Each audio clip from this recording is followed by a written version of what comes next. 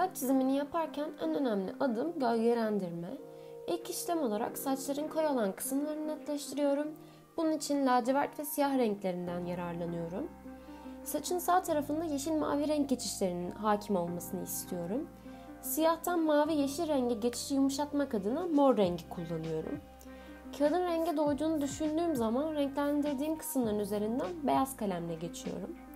Böylece renklerin birbirine daha çok geçmesini sağlıyorum. Bu işlem bittikten sonra ilk başta yaptığım tonlamaların üstünden geçiyorum. Saçı her zaman 3 aşamalı olarak yaparım. 1 tonlama, 2 kaynaştırma, 3 son tonlama olarak adlandırabiliriz bu aşamaları. Birinci aşamadaki amaç saçın parlak koyu olacak kısımlarını tonlayarak taslağını oluşturma. İkinci aşamadaki amacımız renklerin birbirine daha iyi geçmesini sağlamak için beyazla üstünden geçme, böylece son tonlama için pürüzsüz bir zemin oluşturma. Üçüncü aşamamız ise artık canlı ve gerçekçi görünüm için son tonlama işlemleri. Ben saçı kısım kısım yapmaktan yanayım. Tel tel yapmak bir hayli zor ve zahmetli olacaktır. Ve bir müddet sonra taslak olmadığında elimizde geçişlerdeki kontrolümüzü kaybedebiliriz. Benim kullandığım kalemler Faber-Castell'in Polychromos setinin 60'lılarından.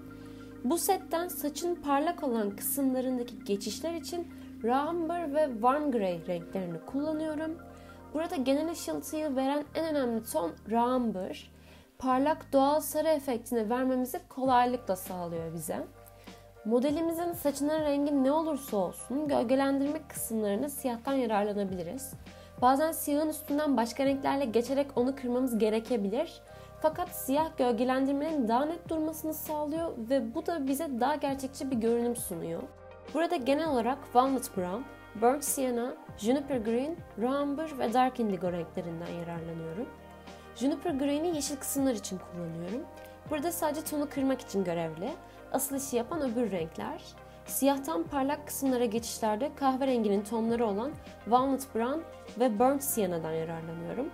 Sarı ışıltılar için Amber rengini kullanıyorum tekrardan. O sarı efekti Amber ile verdikten sonra Warm Grey rengini yeşile geçişte baz olarak kullanıyorum. Saçın sağ alt kısımlarının bukle olmasını istiyorum. Bu görüntüyü ilk denemelerde yakalamanız biraz zor olabilir. Aslında kolayca yapmanızı sağlayan birkaç püf noktası vardır. Saçın tam kıvrıldığı bölgeleri koyu tonlayıp bukle kısmını parlak bırakmanız burada önemli. İlk başta genel taslağı belirlerim.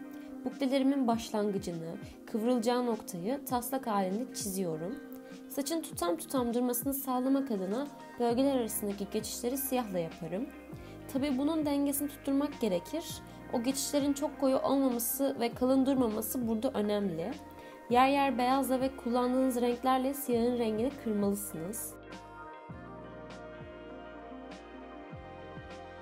Sol kısma geçiyorum. Bu kısımda tutam sarıdan pembeye geçiş olacak saçlarda. İlk önce taslağımı belirleyerek başlıyorum. Dalgalı bir saç çizeceğimden ışığın vurduğu kısımları çok net bir şekilde belirgin kılmam gerekir. İlk önce kahverengi ile genel taslağı belirleyip üstünden Rötel Sanguine rengiyle geçiyorum. Saçın parlak olmasını istediğim kısımlara yer yer krem ve warm grey rengini uyguluyorum. Beyazla üstünden geçerek renkleri kaynaştırıyorum. Boyunla saçın ayrımını netleştirmek için gölgelendirmede siyahı kullanıyorum. Siyahın sertliğini fuşya ile kırıyorum. Bu saç tutamı beni bir hali zorladı açıkçası. Yer sildim, tekrar yaptım. Işıltılı kısım için warm grey ve krem rengini kullandım. Parlak kısımdan koyuya geçişlerde Amber, Burnt Sienna'dan yararlandım. Sonra farklı pembe ve ten rengi tonlarıyla biraz üstten geçip rengini kırdım. Beyazla hepsinin üstünden geçip birbirine karışmasını sağladım. Sonra son tonlama işlemlerini yaptım. Artık saçın pembeliklerini iyice belirginleştirmem gerekir. Çünkü çizeceğim bir sonraki tutam çok canlı bir pembe. Geçişin yumuşak olması adına bu kısmın taslağını Venetian Red rengiyle belirginleştiriyorum. Arada tutamların arasına Walnut Brown rengiyle çizikler atıyorum. Bu tutamlar arasındaki geçişi belirginleştirmek için yaptığım bir hamle. Gerçekçi saç çizmek istiyorsanız gölgelendirmeyi asla ihmal etmemelisiniz. Bu tarz minik dokunuşlar çok farklı göz oyunları sağlayabilir. Saçın uçlarını gölgelendiriyorum. Bunun için siyah ve fuşya rengini kullanıyorum. Arada kahverenginin tonlarını kullanarak koyu kısma geçişi yumuşatıyorum saçlardaki. Beyazla üstünden geçip son tonlamaları yapıyorum. Böylece saçtaki tonlamalar daha güçlenmiş oluyor. Son tutamımın taslağını Pale Geranium Lake ile yapıyorum.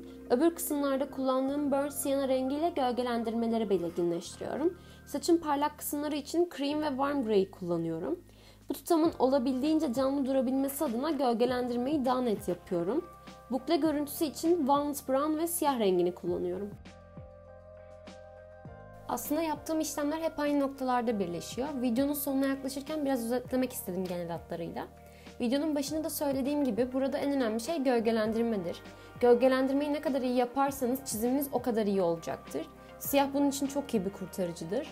3 aşama taktiği, tonlama, kaynaştırma, son tonlama olarak benim hep kullandığım bir yöntem. Burada genel tonlama taslağınızı belirleyip kağıt renge doyduğu zaman beyazla renkleri kaynaştırıp son tonlama için pürüzsüz bir zemin oluşturmanız en önemlisi.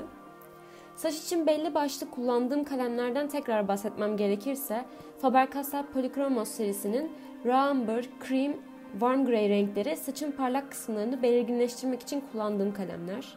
Bu renkleri siyah saç rengi dışında bütün saç renklerinde parlak kısımlar için rahatlıkla kullanabilirsiniz. Saçtaki gölgelendirmeler için ise genel olarak siyah, walnut brown, burnt sienna renklerini kullandım. Bu renkleri de siyah saçlar hariç öbür renkteki saçlar için gölgelendirmelerde rahatlıkla kullanabilirsiniz. Video şimdilik bu kadardı. Umarım memnun kalmışsınızdır. Bir sonraki videoda görüşmek üzere. Şimdilik hoşça kalın.